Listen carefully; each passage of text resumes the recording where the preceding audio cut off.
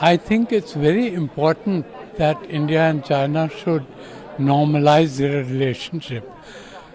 You know, China is India's immediate neighbor, and India and China are slated to be the number one and number two countries by 2050 in a few years' time.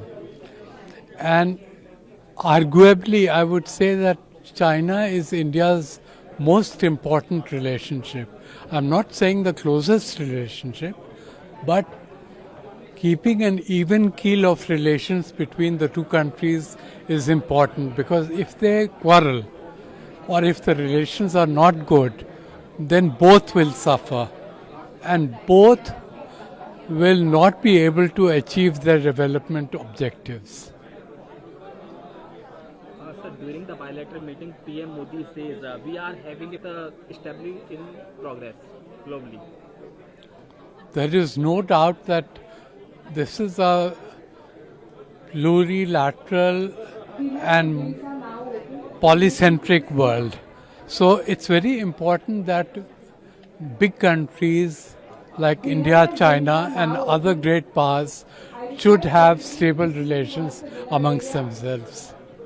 So what Mr. Modi told President Xi is important.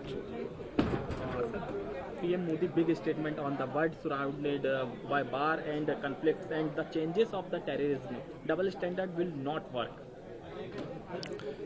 Well, the hint is that China has not been as forthcoming as India would like on designation of terrorists, because they have been selective in doing that in the past.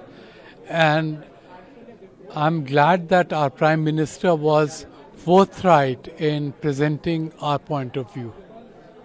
Sir, Xi Jinping also says it's important the both sides of have to more communication and cooperation, properly handle our differences and disagreement and to facilitate each other pursuit. You know, the test of a relationship is not when interests coincide, but the test of a relationship is when you have different interests and how you manage the differences. And that is absolutely correct, that both from India's point of view and from the Chinese point of view, there has to be greater maturity in dealing with each other. The last question, how do you see the Canadian ambassador statement and allegation and Trudeau government behavior on the Niger case? Well, about the future of India-Canada relations, it's very hard to say anything positive right now at the present juncture. But I want to make a broader point that these differences between countries, whether it's Canada or United States, have occurred in the past. And in the past there has been a diplomatic way of resolving them.